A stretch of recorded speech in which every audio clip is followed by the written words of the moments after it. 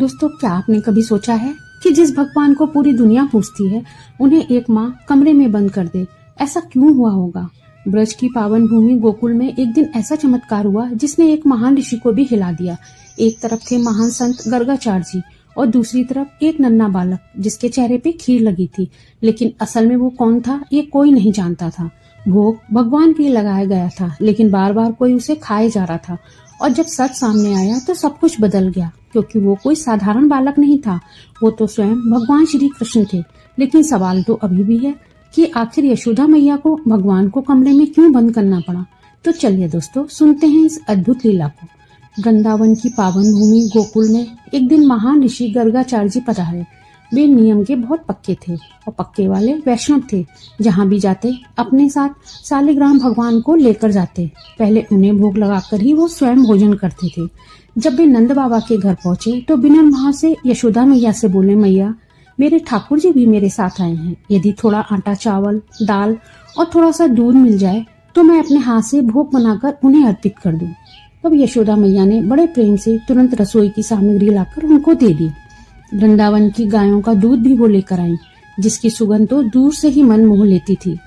गर्गाचार्य जी ने उस दूध को धीरे धीरे पकाना शुरू किया। दूध उबलता रहा, घटता रहा, और जब आधा रह गया तो उन्होंने उसमें चावल डाल के उन्होंने बहुत गाढ़ी और सुगंधित खीर तैयार की। खीर बनकर जब तैयार हुई तो उन्होंने बड़ी श्रद्धा से थाली सजाई, शालिग्राम भगवान को सिंहासन पर विराजमान किया और खीर का पात्र उनके सामने रख दिया और हाथ जोड़कर बोले, हे ठाकुर जी, आज ब्रज धाम में मैं आपके लिए प्रेम से ये भोग बनाया है, कृपा करके इसे स्वीकार कीजिए। इतना कहकर वे अपने नियम के अनुसार आंखें बंद करके नाम जप में बैठ गए, ताकि ठाकुर जी शांत भाव से भोग स्वीकार कर सकें। पर गर्गाचार्य जी को तो ये पता ही नहीं था। उसी आंगन में खेल रहे नंदलाल की नन्ही आंखें उस सुगंधित खीर पे टिक चुकी थी। उधर आंगन में छोटे से कन्हैया और बलराम जी खेल रहे थे। मिट्टी में खेलते खेलते अचानक कन्हैया रुक गए। उनकी नन्ही नाक में खीर की सुगंध तो भई पहुंच गई थी। वो सुगंध ऐसी थी जैसे किसी ने पूरे आंगन में मिठास घोल दी थी। कन्हैया ने तो खेलना ही बंद कर दिया और बड़े ध्यान से सूंघने लगे। यह देखकर बलराम जी ने हंसकर पूछा, अरे लाला, क्या हुआ? खेलते खेलते तुम क्यों रुक गए? तो कन्हैया मन ही मन बोले, भैया, आज तो आंगन में मेरा कोई बहुत बड़ा प्रेमी भक्त आया है। उसने ऐसी सुगंधित खीर बनाई है कि मेरा मन उसे खाने को कर रहा है। वो तो बार बार मेरे शालिग्राम को भोग के लिए बुला रहा है, इसलिए मुझे तो जाना ही पड़ेगा। फिर बलराम जी मुस्कुराए बोले, तो फिर देर क्यों कर रहे हो लाला, जाओ और खाकर आओ। अगर बहुत स्वाद लगे तो थोड़ा मेरे लिए बचा कर ले आना। इतना सुनते ही कन्हैया अपने छोटे छोटे घुटनों के सहारे चलते हुए धीरे धीरे उस स्थान की ओर बढ़ने लगे जहाँ गर्गाचार्य जी ने खीर का भोग लगाया था। उधर गर्गाचार्य जी आंखें बंद करके नाम जप में लीन थे और इधर नन्हे कन्हैया धीरे धीरे थाली के पास पहुंच गए। खीर की महक तो इतनी अद्भुत थी कि कन्हैया से रुका ही नहीं गया। उन्होंने पात्र उठाया और अपने छोटे से हाथों से खीर खाने लगे। कभी एक कौर मुंह में डालते, कभी वो गालों पे लग जाती, कभी नाक पे लग जाती। थोड़ी ही देर में कन्हैया के पूरे चेहरे पे खीर ही खीर लग गई, लेकिन वो बड़े आनंद से उस प्रसाद को खाने लगे। इधर गर्गाचार्य जी का नाम जब भी पूरा होने वाला था, उन्होंने जैसे ही अंतिम माला पूरी की, धीरे धीरे आंख खोली और ठाकुर जी को प्रणाम करके थाली की ओर देखने लगे। पर जैसे ही उनकी नजर सामने पड़ी, वे एक क्षण के लिए तो चौंक गए और थाली के पास एक छोटा सा बालक बैठा था और खीर का पात्र उसके हाथ में था, लेकिन वो बड़े मजे से खीर खा रहा था। खीर उसके गालों पे लगी थी, नाक पे लगी थी, पर वह बड़े आनंद से कौर पर कौर खाए जा रहा था। पहले तो गर्गा जी हल्के से मुस्कुराए, फिर मन में बोले, अरे यह तो नंद बाबा का लाला होगा, बड़ा चंचल बालक है, मेरे ठाकुर जी का भोग ही उठाकर खा गया। फिर उन्होंने ऊंची आवाज में यशोदा मैया को पुकारा, बोले, अरे यशोदा मैया, जरा इधर तो आओ, देखो तुम्हारा लाला क्या कर रहा है। आवाज सुनते ही यशोदा मैया जल्दी से आंगन में आई। सामने दृश्य देखकर वो थोड़ा घबरा गई। बोले, अरे बाबा, क्षमा कर देना, मेरा लाला बड़ा चंचल है, जहाँ भी दूध, दही, मक्खन या मिठाई देख लेता है बस पहुंच जाता है। आपने जो खीर बनाई थी उसी पर आज तो भाई इसका हाथ पड़ गया। गर्गाचार्य जी हंसते हुए बोले, कोई बात नहीं मैया, बालक है, अगर खा भी ली तो क्या हुआ, मैं फिर से खीर बना दूंगा, मेरे ठाकुर जी थोड़ी देर बाद भूख पा लेंगे। यह सुनकर मैया ने तुरंत कन्हैया को गोद में उठाया और भीतर ले गई, ताकि अब वो बाहर आकर फिर शरारत ना करे। लेकिन कन्हैया के मन में तो अभी भी इस खीर का स्वाद बस गया था और उनकी लीला तो अभी खत्म नहीं हुई थी। यशोदा मैया कन्हैया को उठाकर भीतर ले गई, बलराम जी के पास बिठा दिया और कन्हैया के गालों पर तो अभी भी खीर लगी हुई थी। तब बलराम जी ने मुस्कुराते हुए बोले, लाला कैसी रही खीर? लगता है बहुत स्वादिष्ट थी, क्योंकि तुम्हारा मुंह तो उसी से भर गया है। कन्हैया जी हंसते हुए बोले, भैया बहुत ही मीठी खीर थी, अगर तुम वहां होते तो मैं तुम्हें भी खिलाता, लेकिन वो जो बाहर बाबा बैठे हैं ना, वे बार बार मुझे पकड़वाने की कोशिश कर रहे थे, इसलिए मुझे जल्दी जल्दी खाकर आना पड़ा। बलराम जी जोर से हंस पड़े, बोले, कोई बात नहीं लाला, तुम तो भक्तों पे दया करने वाले हो, अब जब तुम्हारा बुलाया आया था तो तुम्हें तो जाना ही था। उधर गर्गाचार्य जी ने फिर से रसोई में जाके खीर बनानी शुरू की। इस बार उन्होंने सोचा कि पिछली बार से भी अधिक स्वादिष्ट बनानी चाहिए। उन्होंने दूध को फिर से धीरे धीरे पकाया, उसमें केसर डाली, इलायची डाली, ऊपर से मेवे भी डाल दिए। थोड़ी ही देर में पूरे आंगन में खीर की अद्भुत सुगंध फैल गई। गर्गाचार्य जी ने बड़ी श्रद्धा से फिर से थाली सजाई, शालिग्राम भगवान के सामने भोग रख दिया और हाथ जोड़कर बोले, प्रभु पिछली बार तो एक छोटा बालक आकर भोग खा गया, अब की बार कृपा करके शांत भाव से प्रसाद स्वीकार कीजिए। इतना कहकर वे फिर से आंख बंद करके नाम जप करने बैठ गए।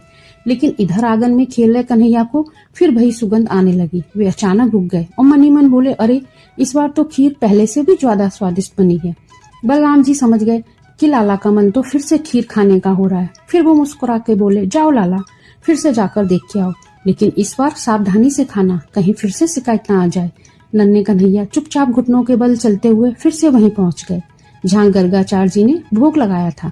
सामने थाली में तो भाई गरम गरम सुगंधित खीर रखी थी। कन्हैया ने चारों ओर देखा। गर्गाचार्य जी फिर आंखें बंद करके नाम जप में बैठे थे। बस फिर क्या था, कन्हैया ने तुरंत पात्र उठा लिया, बड़े आनंद से खीर खाने लगे। अभी एक कौर मुंह में डालते, कभी थोड़ा गाल पे लग जाता, फिर नाक पर। कुछ ही क्षण में उनके पूरे चेहरे पर खीर ही खीर लग गई। उधर नाम जप करते हुए गर्गाचार्य जी को फिर से चप चप की आवाज सुनाई दी। उन्होंने तुरंत आंखें खोली, देखा वही छोटा बालक फिर से खीर खा रहा है। इस बार गर्गाचार्य जी थोड़ा परेशान हो गए और बोले, अरे मैया यशोदा, तुम्हारा लाला फिर आ गया, अब तो मेरे ठाकुर जी लगता है भूखे ही रह जाएंगे। उनकी आवाज सुनकर यशोदा मैया फिर दौड़ती हुई आई और कन्हैया को पकड़कर बोली, लाला तू फिर शरारत कर रहा है। इस बार मैया ने सोचा अगर कन्हैया बाहर रहा तो फिर वो खा लेगा, इसलिए उन्होंने कन्हैया को अंदर ले जाके कमरे में बंद कर दिया। और लेकिन कन्हैया की लीला तो अभी समाप्ति नहीं हुई थी। कन्हैया को कमरे में बंद कर दिया गया तो नन्हे लाला पहले तो थोड़ा रूठ गए, उनकी आंखों में आंसू आ गए, होंठ उनके बाहर निकल आए और धीरे धीरे सिसकने लगे।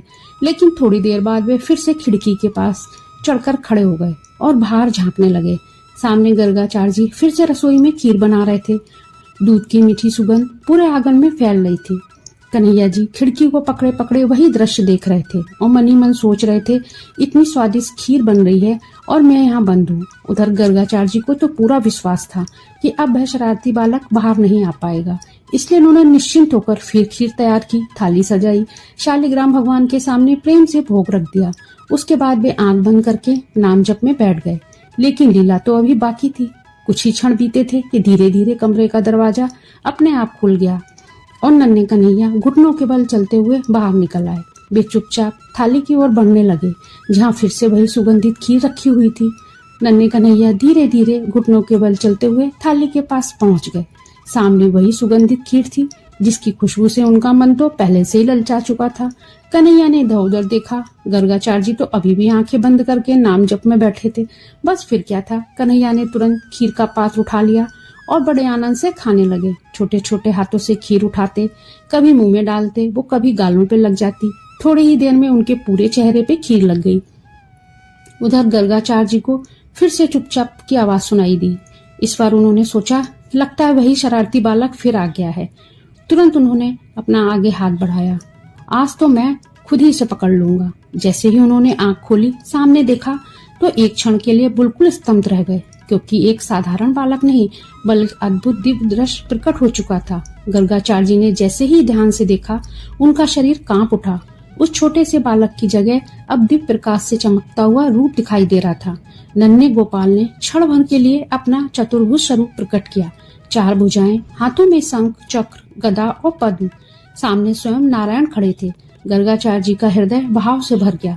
वे तुरंत भूमि पे गिर पड़े और साष्टांग दंडवत करने लगे। उनकी आंखों में तो आंसू बहने लगे। कांपती आवाज में बोले, प्रभु मैं आपको अपनी पहचान नहीं पाया। मैं तो आपको साधारण बालक समझकर आपकी बार-बार शिकायत कर रहा था। मुझसे तो बड़ी भूल हो गई। लेकिन नन्हे ठाकुर तो मुस्कुरा रहे थे। उनके हाथ में अभी भी खीर का पात्र था। उन्होंने प्रेम से वह पात्र गर्गाचार्य जी की ओर बढ़ाया। बोले, गुरुदेव, यह खीर तो बड़े प्रेम से तुमने बनाई है।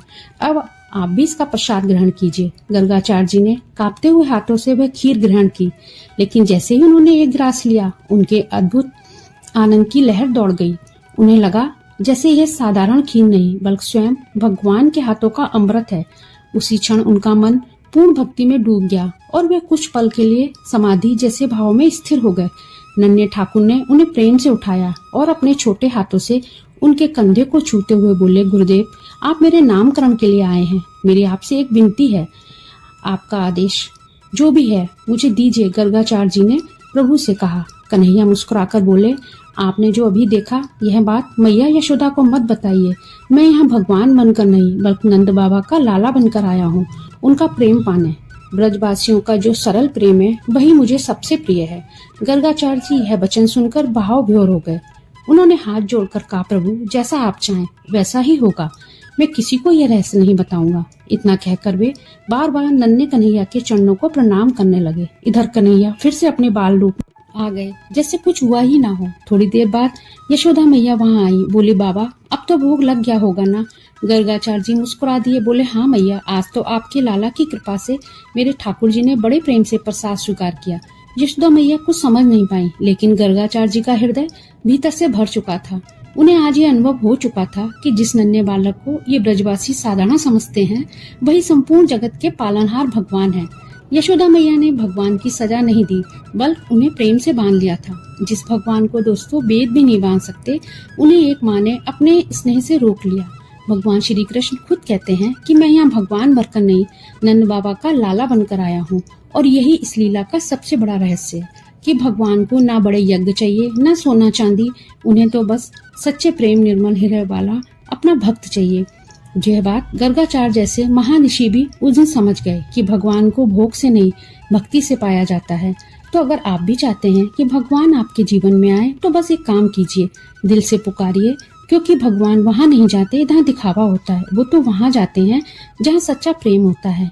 तो दोस्तों, अगर आपको ये कथा पसंद आई हो तो प्लीज लाइक और सब्सक्राइब जरूर कीजिए और कमेंट में जय श्री कृष्णा जरूर लिखिए। और मिलते हैं अगले वीडियो में। जय श्री कृष्णा दोस्तों।